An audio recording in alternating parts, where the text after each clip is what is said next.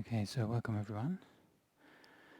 And so for this afternoon we'll do some guided breath meditation.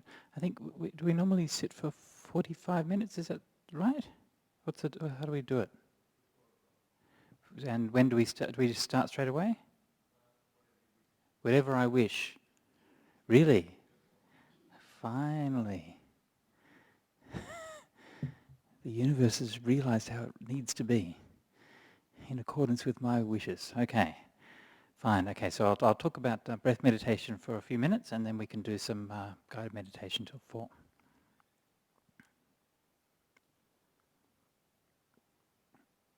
So I think you probably all know how to meditate already. Is that right? Yeah, more or less. There's always one honest man. So this is the thing. Actually, we know how to meditate. Actually, there's not much to learn. It's pretty simple. We know how to do it, but we don't actually do it, do we? We sit down and we think we're going to meditate. We try to meditate. And then 2 minutes later, we've completely forgotten that we're meditating. We're going off and doing something else.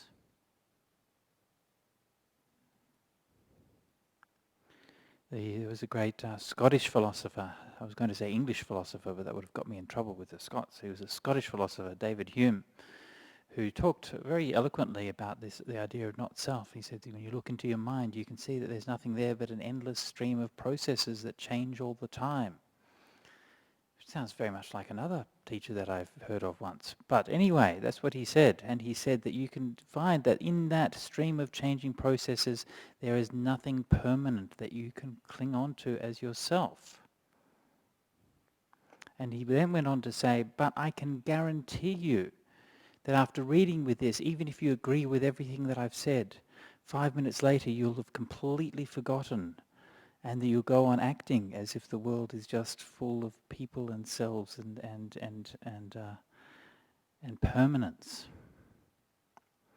And that's the difference between Hume's philosophy and the Buddha's philosophy. The Buddha's wasn't just a philosophy. It's not just thinking about these things, but it's about how do we train our mind so that we don't forget, right?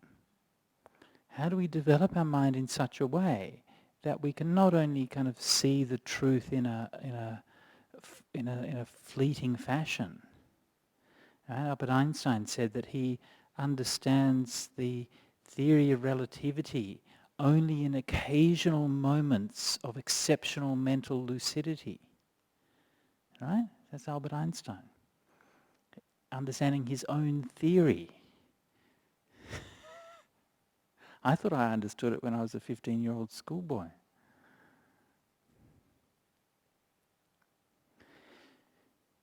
So how do we make those moments of mental lucidity not be just a moment?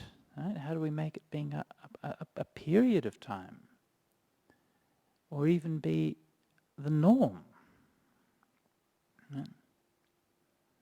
And this is what we're doing when we're doing meditation. Yeah? And this is what distinguishes Buddhism from being just a philosophy. It's a training for your mind. So this word that we use in Buddhist meditation, we use this word called mindfulness. In Pali we call it sati.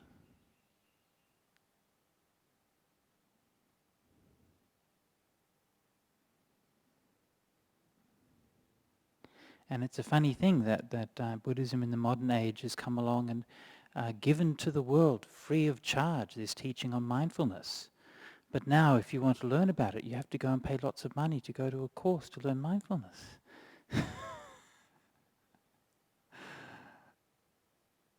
Maybe if you pay money for it, then you have to have an extra impetus to learn. You know, some people don't like to come here to the Buddhist Society to learn meditation because they think that it can't be like real meditation because you don't have to pay for it.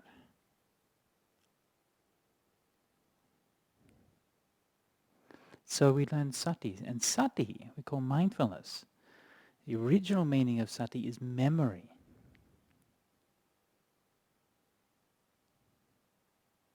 And sometimes this seems like it's a paradox because people think of memory as being dealing with the past, whereas meditation is about the present. But sati doesn't mean memory in the sense of thinking about things that happened in the past. If you think about what memory is, the root meaning of memory, the important thing about memory is that memory establishes a continuity in time. Right? It establishes a connection between now and then. Right? Memory isn't just something random that happens. It's not like reading in a history book about something that happened in the past. There's a connected something. It's happened to this same consciousness, in this same stream of consciousness.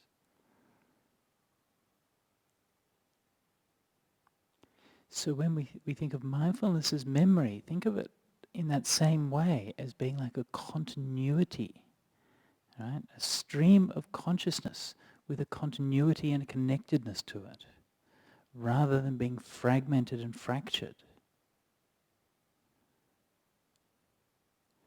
So normally our mind is darting around here and there, grabbing this and that.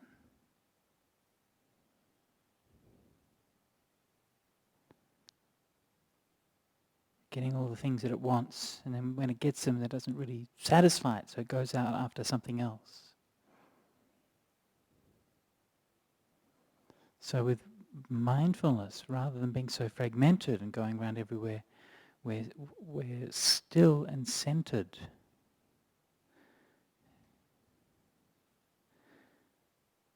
Okay? So this is why when we're practicing meditation, we use a meditation to calm and still the mind down.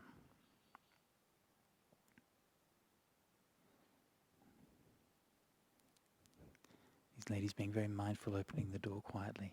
There was a very mindful door opening. I hardly noticed it. So we bring awareness with some process. Maybe the breath, maybe loving kindness. It doesn't really matter too much. But it's something that's peaceful and something that brings ease into your heart. And something that gives you some continuity.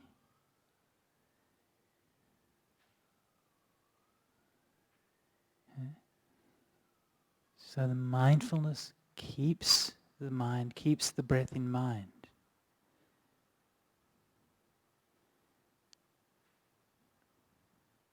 So at every breath, we're remembering that this is what we're doing. We're remembering that here we are in this meditation. Here we are with this breath.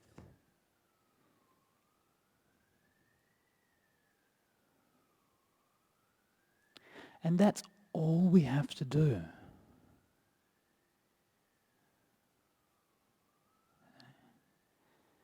The less you do in your meditation, the better. And the perfect meditation is you're not doing anything at all.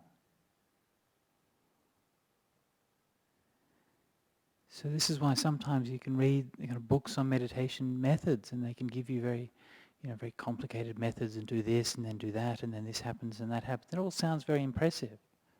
And sometimes those things can be useful in some ways. But you might have noticed that in this temple, in this center, we're not so big on teaching complicated meditation methods. And this is one of the reasons why. Meditation is not about some kind of method that you can use. I'm going to do this and this and this and have that and that results. It's about being peaceful. It's about letting go. So the better your meditation is, the less method that you need. So when we're doing breath meditation, then some people ask, should I count the breath? Should I do a mantra? Should I watch the breath at the tip of my nose? Should I watch it at my belly? Should I do this or do that? And all of those things are fine, okay? If you're going to do any of those things, that's fine. And if you do them and it helps your mind become peaceful, that's fine. But don't mistake any of those things for the essence of the practice. The essence of the practice is that we allow the breath to calm down your mind.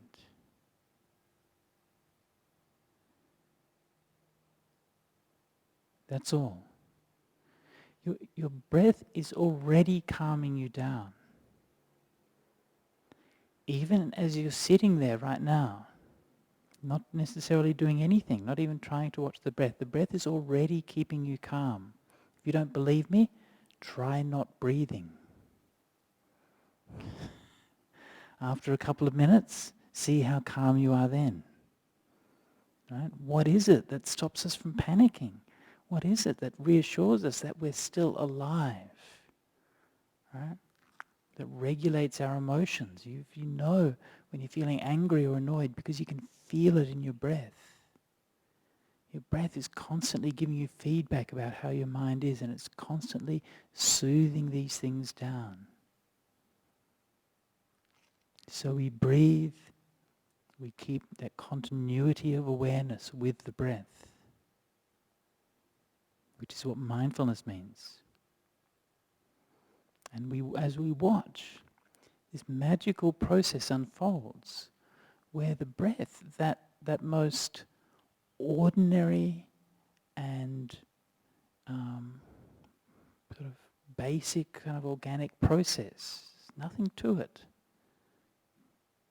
It transforms itself from something so mundane and so mundane that it's just boring. It's boring to be mindful of your breathing.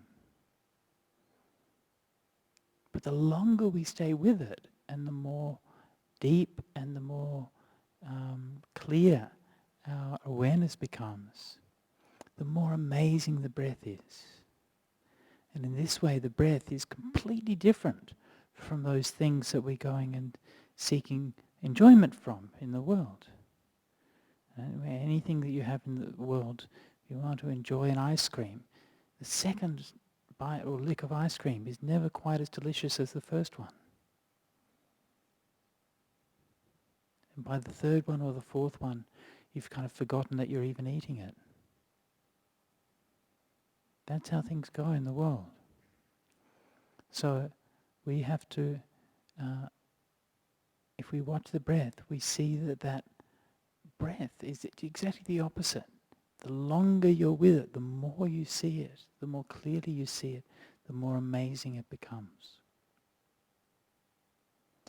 Okay, so let's do some breath meditation for the next 45 minutes.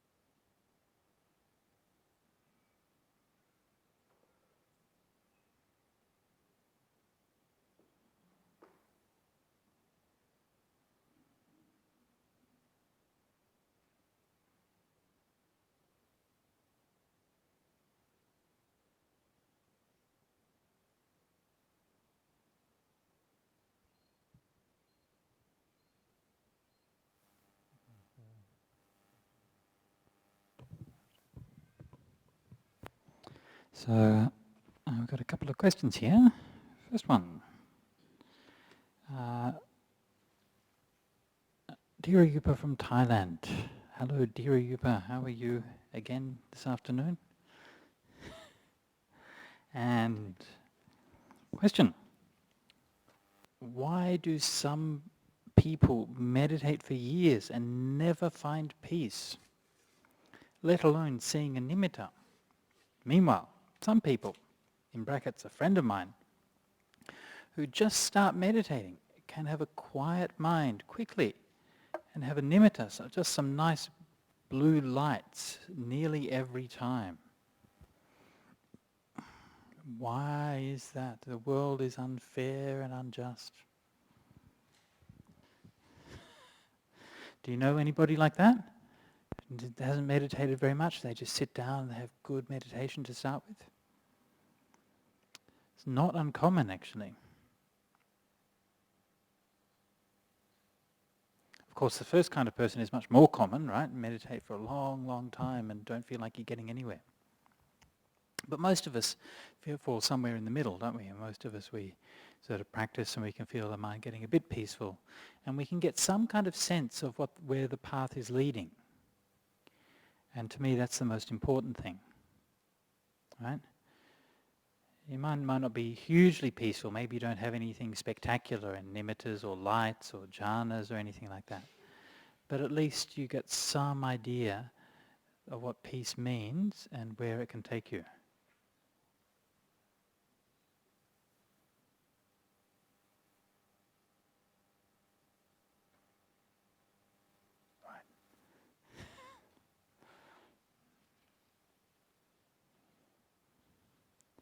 So why is it that some people's minds peaceful? Well, the most obvious explanation is because of past lives, isn't it? I mean, that's from the Buddhist point of view.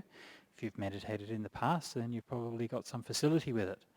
And there's lots of cases with that, but not just with meditation, but with everything in life, isn't it? There's some people seem to have a uncanny natural ability to play a musical instrument at a very young age, or to pick up languages, or to do all kinds of things.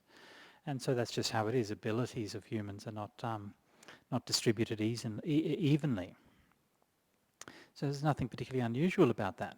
But what is interesting, though, is that those kinds of gifts are not necessarily as much of an advantage as you might think.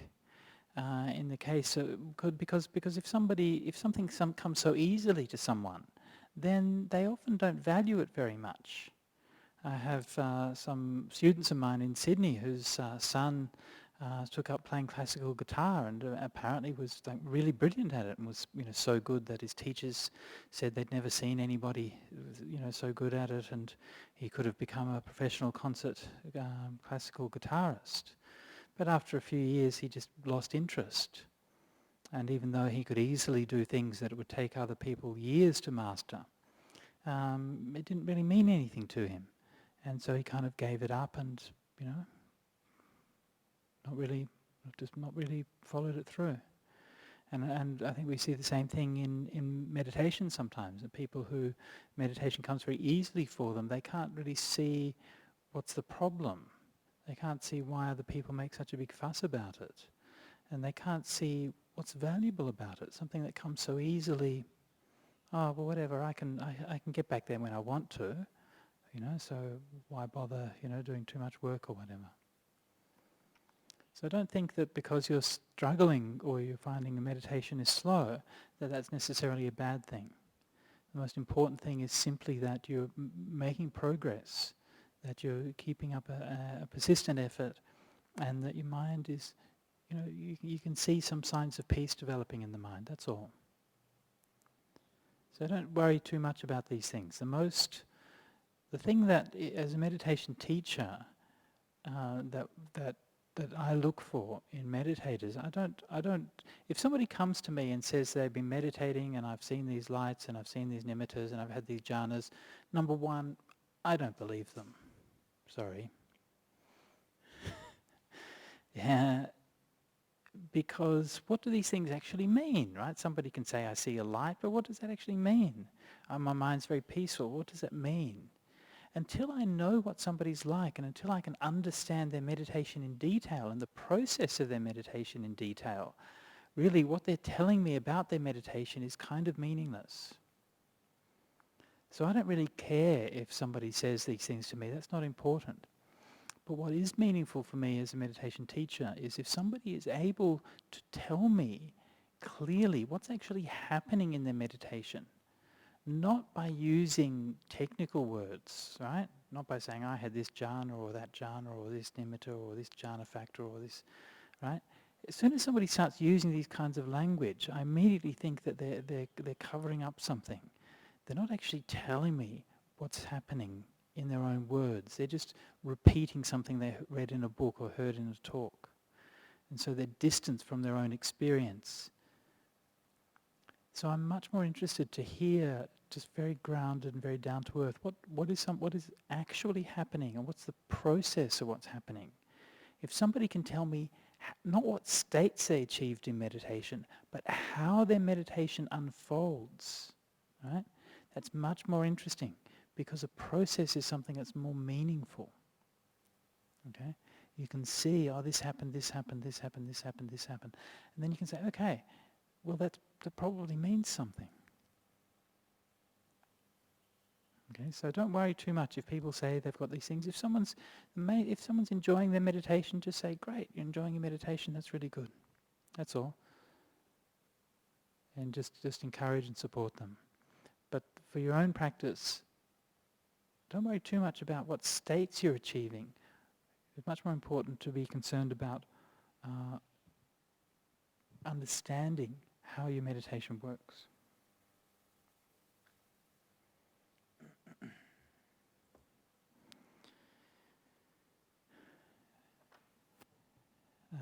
Okay.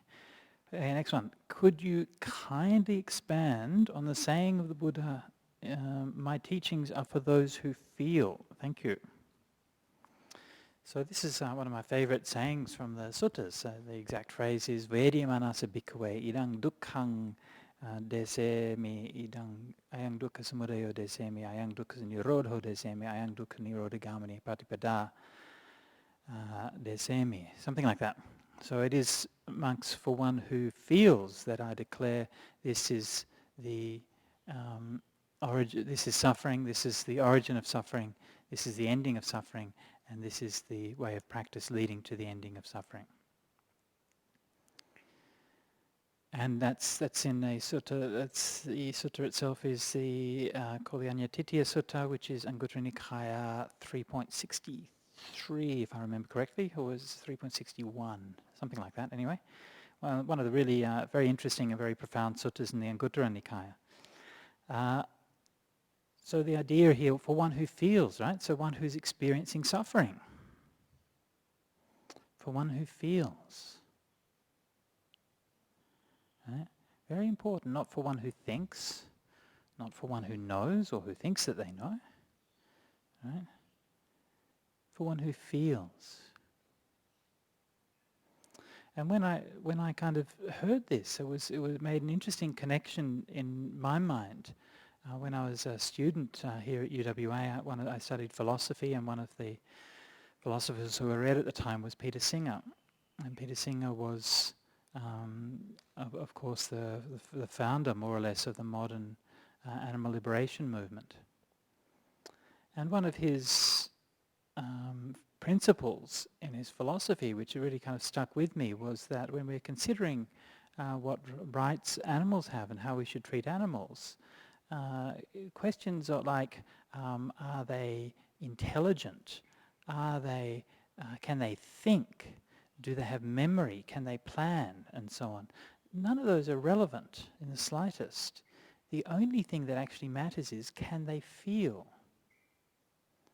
Right?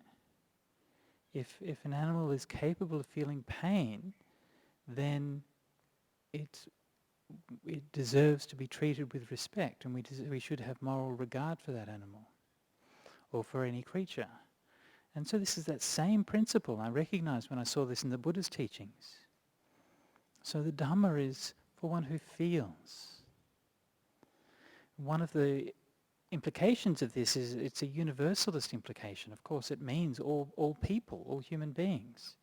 And so it was a very broad, very inclusive thing. It's not limited by nationality or age or caste or gender or language or anything like that.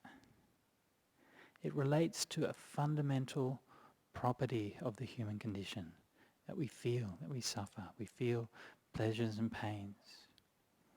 And so the teaching of the Dhamma addresses that. When we come to Buddhism, we shouldn't, in Buddhism, we shouldn't kind of shy away or hide from the question of suffering. Right? Suffering's okay. We all suffer. Right? Our question is, what do we do about it? Right? By suffering, we don't. When we talk about suffering, it doesn't mean we're not kind of worshipping suffering.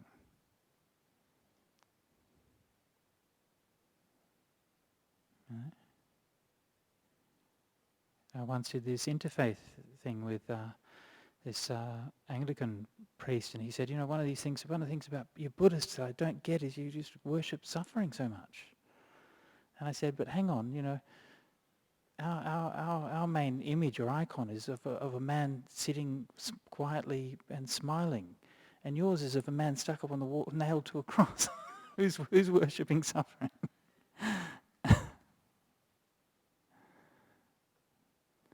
So even though that we acknowledge the suffering, it's a reality. But it doesn't mean we're not.